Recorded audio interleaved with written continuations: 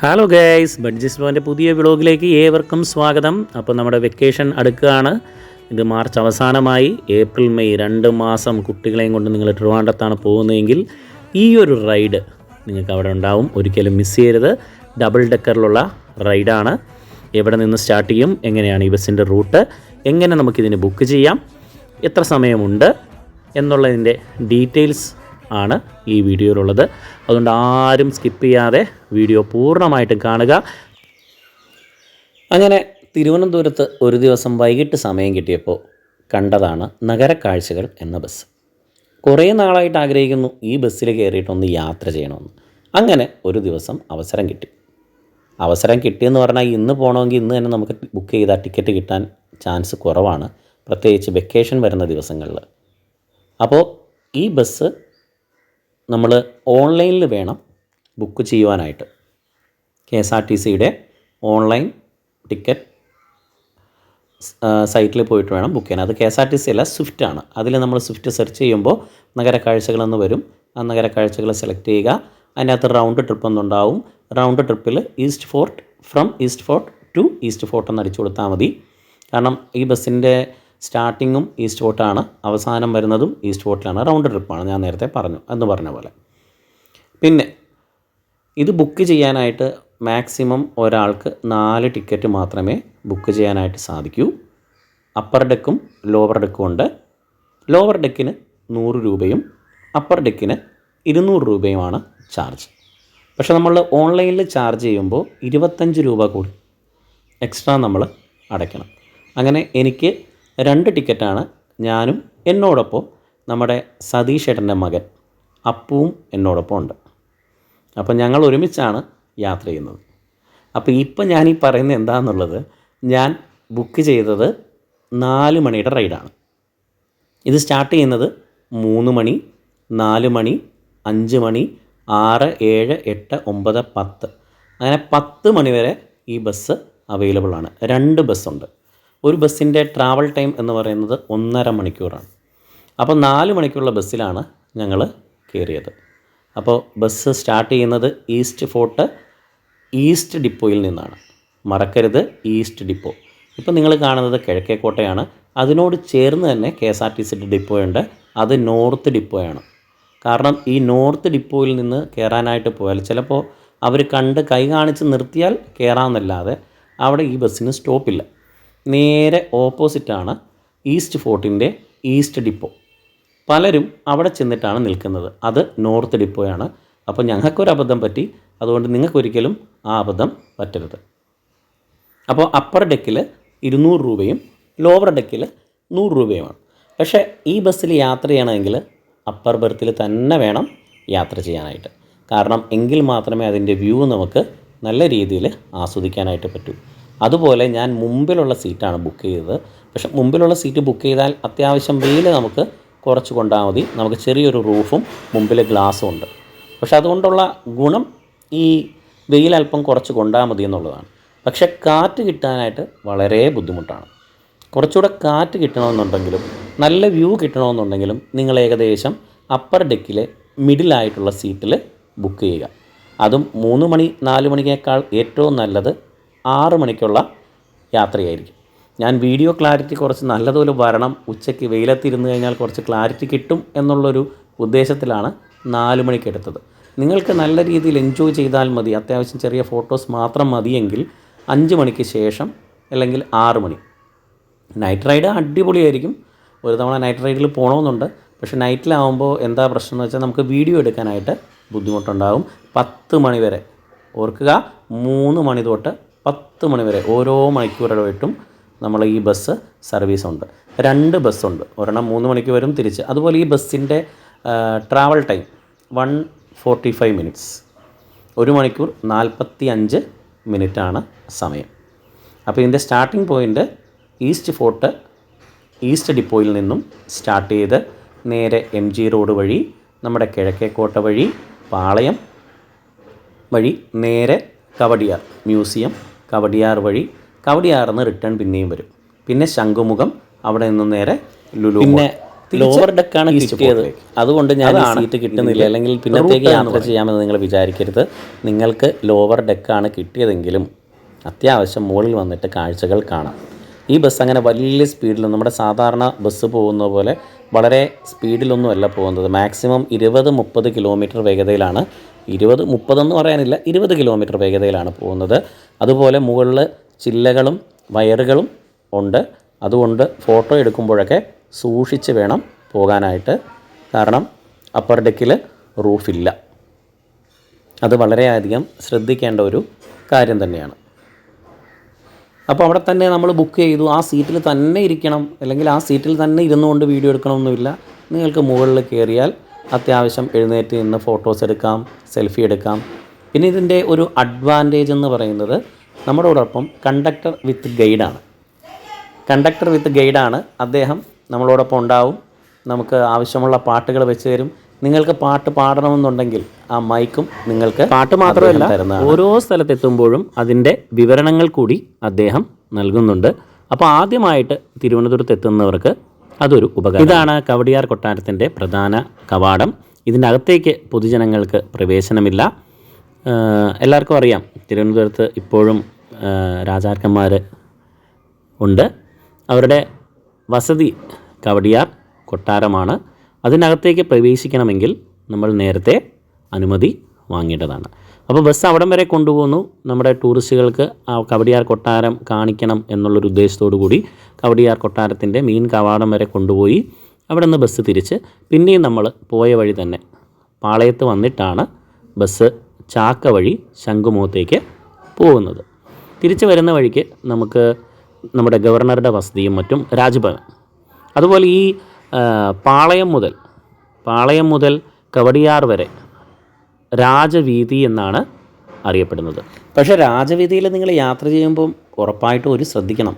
മറ്റൊന്നുമല്ല, അവിടുത്തെ മാക്സിമം വേഗത എന്ന് പറയുന്നത് 40 കിലോമീറ്റർ മാത്രമാണ്. 40 കിലോമീറ്ററിന് മുകളിൽ പോയാൽ ഉറപ്പായിട്ടും ധാരാളം ക്യാമറകൾ നിങ്ങളെ തേടി അവിടെ ഉണ്ട്. എല്ലാ ക്യാമറയിൽ നിന്നും നിങ്ങൾക്ക് ഫൈൻ കിട്ടും. അങ്ങനെ അതും കഴിഞ്ഞ് നേരെ വന്നത് പാളയത്താണ്. ഈ പാളയത്ത് മുമ്പിലുള്ളത് ചന്ദ്രശേഖരൻ നായർ സ്റ്റേഡിയം, അതിന് മുമ്പിലായിട്ടാണ് നമ്മുടെ ആ മസ്ജിദ് കാണുന്നത്. പണ്ട് നമ്മുടെ ഐഡിയ സ്റ്റാർ സിംഗറൊക്കെ കാണുമ്പോൾ അവിടെ നിന്നിട്ടാണ് വീഡിയോസ് എടുക്കുമ്പോൾ അതൊക്കെയാണ് കാണിച്ചുകൊണ്ട്. ഇതിപ്പോൾ പാളയത്തുള്ള പ്രധാനപ്പെട്ട ഒരു ക്ഷേത്രമാണ് ഗണപതി ക്ഷേത്രം. അതിന് തൊട്ടു പിന്നിലായി ഒരു ക്രിസ്ത്യൻ ചർച്ച്, പിന്നെ അതിൻ്റെ മുമ്പിലായിട്ട് തന്നെ മോസ്ക്. അങ്ങനെ മൂന്നും ഒരേ കോമ്പൗണ്ടിൽ സ്ഥിതി ചെയ്യുന്ന ഒരു സ്ഥലം കൂടിയാണ് പാളയം. ഇത് കേരള യൂണിവേഴ്സിറ്റിയുടെ മുന്നിലൂടെ വേണം നമുക്ക് ബൈപ്പാസ് അങ്ങനെ പോകാൻ. കുറച്ച് ദൂരം സഞ്ചരിച്ചപ്പോഴേക്കും ഒരു ട്രാഫിക് സിഗ്നൽ റെഡായിരുന്നു. അവിടെ വണ്ടി നിർത്തി. അപ്പോൾ തന്നെ ആ മാവിൽ ധാരാളം മാങ്ങകൾ നിൽപ്പുണ്ടായിരുന്നു. നമ്മുടെ സഹയാത്രികരെല്ലാവരും കൂടെ ചേർന്ന് മാങ്ങ പറിച്ചെടുക്കാൻ നോക്കി. 1-2 പേർക്ക് മാങ്ങ കിട്ടി. ഒരു ചെറിയ കഷ്ണം എനിക്കും കിട്ടി. നല്ല അടിപൊളി സാധനമായിരുന്നു കേട്ടോ. കുറച്ച് ഉപ്പും മുളകും കൂടെ ഉണ്ടായിരുന്നെങ്കിൽ പറഞ്ഞിട്ട് കാര്യമില്ല, പൊളിച്ചേനെ. പക്ഷെ അതൊന്നും നമ്മൾ കരുതിയില്ലല്ലോ. അപ്പോൾ പോകുന്നവർക്ക് അതും കൂടെ കരുതിയാൽ നല്ല അടിപൊളി ഒരു ഫുഡോടെ. അങ്ങനെ ശംഖുമുഖം ബീച്ച് ലക്ഷ്യമാക്കി നമ്മുടെ ഡബിൾ ഡെക്കർ ബസ് രാജകീയമായ വീതിയിലൂടെ വളരെ സുന്ദരമായി ഡ്രൈവ് ചെയ്ത് മുന്നോട്ട് പോയിക്കൊണ്ടിരിക്കുകയാണ്. ഇപ്പം നമ്മൾ എത്തി നിൽക്കുന്ന ജംഗ്ഷനാണ് ചാക്ക. മുകളിലൂടെ പോകുന്നത് NH66 ആണ്. നമുക്ക് ഇവിടെ നിന്ന് നേരെ പോയി കഴിഞ്ഞാൽ വിമാനത്താവളം, ഇടത്തോട്ട് പോയി കഴിഞ്ഞാൽ കന്യാകുമാരി, വലത്തോട്ട് പോയി കഴിഞ്ഞാൽ കൊല്ലം, എറണാകുളം. ഇപ്പോൾ നമുക്ക് നേരെയാണ് പോകേണ്ടത്. നേരെയാണ് നമ്മുടെ തിരുവനന്തപുരം അന്താരാഷ്ട്ര ടെർമിനൽ. ഇതാണ് Thiruvananthapuram international terminal gate number 1. അതിൻ്റെ മുന്നിലൂടെയാണ് നമ്മൾ ശംഖുമുഖത്തിലേക്ക് പോകുന്നത്. അതിൻ്റെ മുന്നിലൂടെയാണ് എന്ന് പറഞ്ഞാൽ അതിലൂടെ തന്നെയാണ് പ്രധാനപ്പെട്ട വഴി, വേറെ വഴിയൊന്നുമില്ല. അങ്ങനെ ഇൻ്റർനാഷണൽ എയർപോർട്ടിൻ്റെ റൺവേയുടെ സൈഡിലൂടെ നമ്മുടെ ഡബിൾ ഡെക്കർ ബസ് ചീറിപ്പാഞ്ഞു പോകുന്നു എന്ന് പറയാൻ പറ്റില്ല. കാരണം അതിൻ്റെ പരമാവധി വേഗത 20 കിലോമീറ്ററാണ്.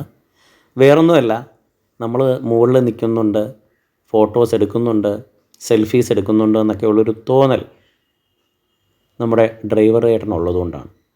അദ്ദേഹം അതും കൂടെ ആലോചിച്ചിട്ടാണ് വാഹനം ഓടിക്കുന്നത്. വളരെ നല്ല ഒരു ഡ്രൈവിങ് തന്നെയായിരുന്നു അദ്ദേഹം കേട്ടോ. എൻ്റെ ഒരു അഭിപ്രായത്തിൽ ഡ്രൈവറുടെ മാത്രം സുഖം നോക്കിയാൽ പോരാ, കൂടെ യാത്ര ചെയ്യുന്നവരുടെ കൂടി പരിഗണിച്ചിട്ട് വേണം വാഹനം ഓടിക്കാനായിട്ട്. ചിലർ സ്പീഡിൽ ഓടിക്കുക, അത്യാവശ്യം നല്ല പെട്ടെന്ന് എത്താൻ വേണ്ടിയിട്ട് നല്ല സ്പീഡിൽ പോവുക, പെട്ടെന്ന് ബ്രേക്ക് പിടിക്കുക, പിന്നെ ആക്സിലേറ്റർ കൊടുക്കുക. അങ്ങനെ ചെയ്യുമ്പോൾ ഉള്ള ബുദ്ധിമുട്ട് എന്താണെന്ന് വെച്ച് കഴിഞ്ഞാൽ യാത്രക്കാർക്ക് അതൊരു അസൗകര്യമായിട്ട് മാറും.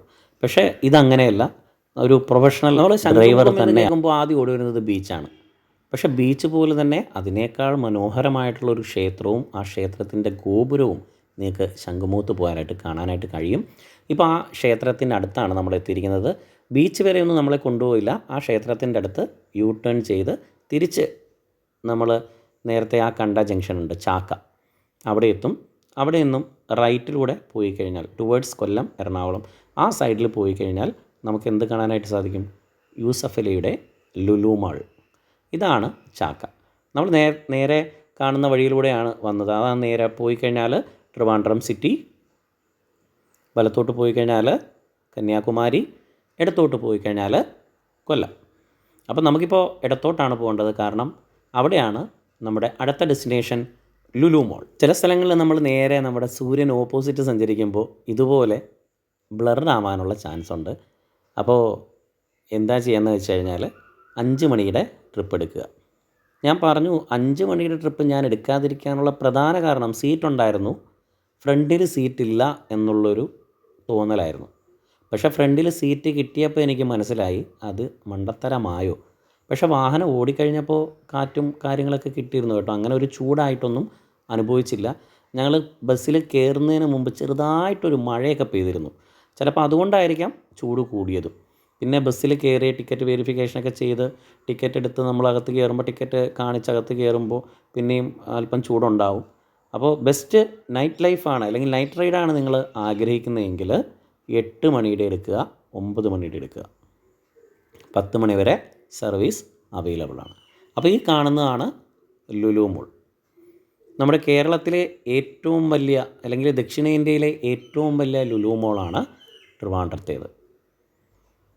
ഈ ലുലു മോള് ഹൈവേയുടെ അടുത്ത് തന്നെയാണ് സ്ഥിതി ചെയ്യുന്നത്. ഏകദേശം നമ്മുടെ കൊച്ചുവേളി റെയിൽവേ സ്റ്റേഷന് അടുത്തായിട്ടാണ്. അല്ലാതെ തിരുവനന്തപുരം സിറ്റിക്കകത്തേക്ക് നിങ്ങൾ കയറേണ്ട കാര്യമില്ല. കിഴക്കോട്ട് നിന്നും കുറച്ചുകൂടെ മുന്നോട്ട് വന്നു കഴിഞ്ഞാൽ വലത് സൈഡിലായിട്ട് നിങ്ങൾക്ക് ലുലു മോളിൽ എത്തിച്ചേരാനായിട്ട് സാധിക്കും. KSRTC ധാരാളം ബസ് സർവീസ് ലുലു മോളിൻ്റെ മുന്നിലൂടെയും ലുലു മോളിലേക്കുമൊക്കെ നടത്തുന്നുണ്ട്.